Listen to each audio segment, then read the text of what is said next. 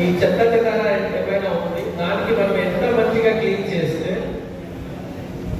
కానీ దానికి డిస్పోజ్ చేయకపోతే మళ్ళీ తిరిగి వచ్చేస్తుంది, ఎన్వైరన్మెంటల్ని కూడా డేంజరస్ గా ఉంటుంది. కాబట్టి మన దగ్గర లీగేసీ వేస్ట్ అంటే పాత డంప్ యార్డ్ ఏమైనా ఉన్నాయి దాన్ని మనం క్లియర్ చేసేసాము. కానీ ఇప్పుడు మళ్ళీ మనం ఏం చేయాల్సింది అంటే ఇంటిలో 2 రకాల డబ్బా ఇవ్వడం జరిగింది. దాంతో పాటు ఎలక్ట్రానిక్ వేస్ట్, హెజార్డస్ వేస్ట్ ఆ 2 కూడా ఉంటుంది.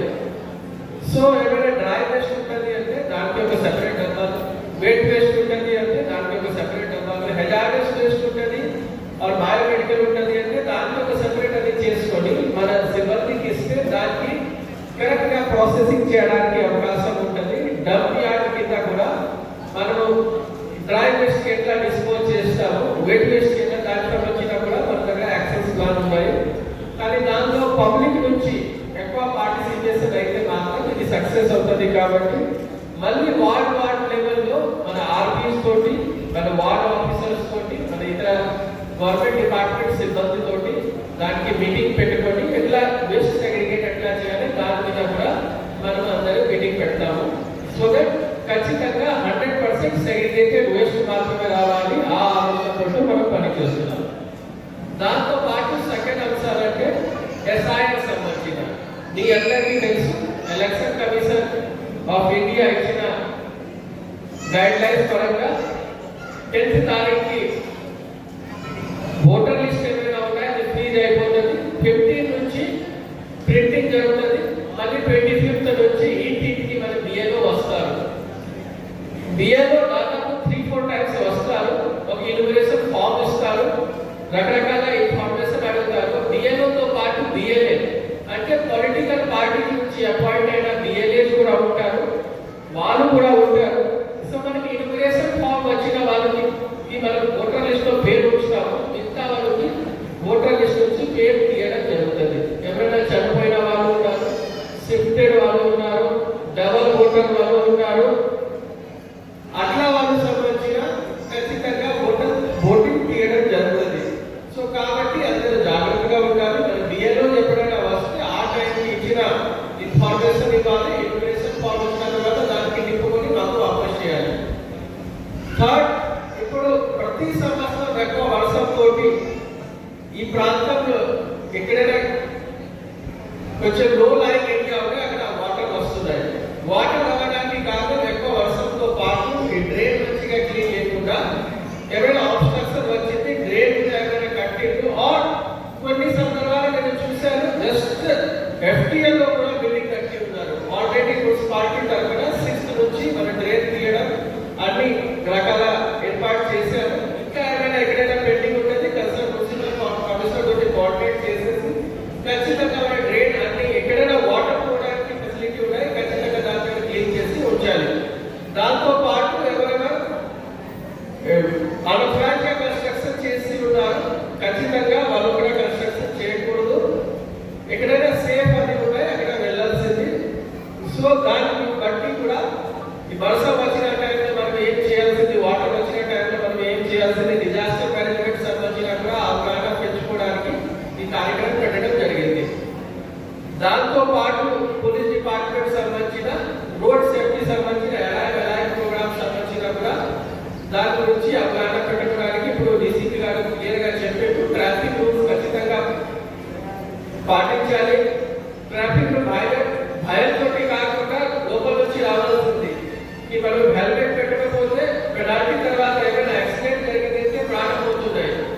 సో దాని గురించి కూడా కరెక్ట్ గా అవగాహన ఉండాలి. దాని సంబంధించిన కూడా ఈ ప్రోగ్రామ్ పెట్టడం జరిగింది.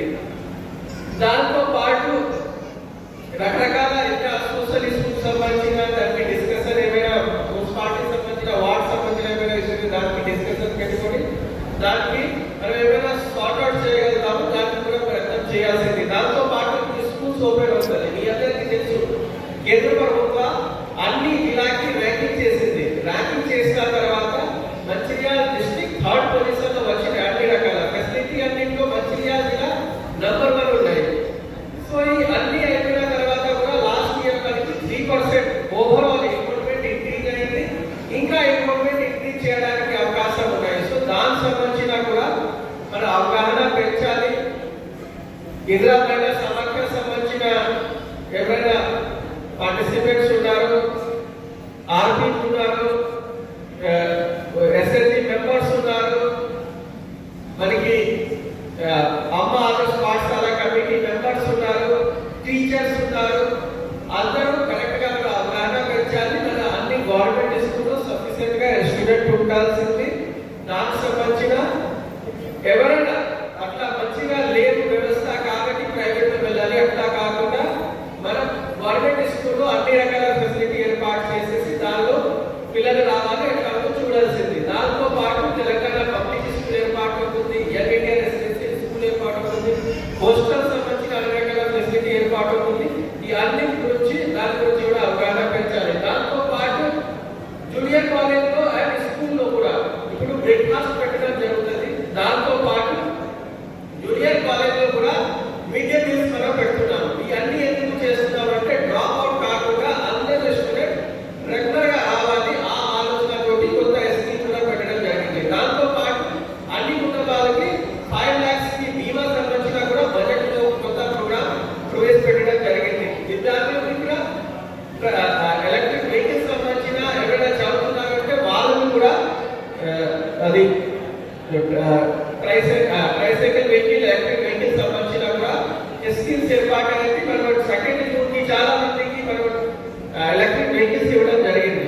సో ఇవన్నీ ఏమైనా సంక్షేమ పథకాలు అభివృద్ధి సంబంధించిన ఏమైనా ఉన్నాయి, సంక్షేమ పథకాలు రాష్ట్ర కార్డు ఉండవచ్చు, సన్న బియ్యం ఉండవచ్చు, ఇంద్రమ్మ ఇల్లు ఫస్ట్ ఫేజ్ అయిపోయింది, సెకండ్ ఫేజ్ ఇప్పుడు శాంక్షన్ స్కీమ్ వస్తుంది.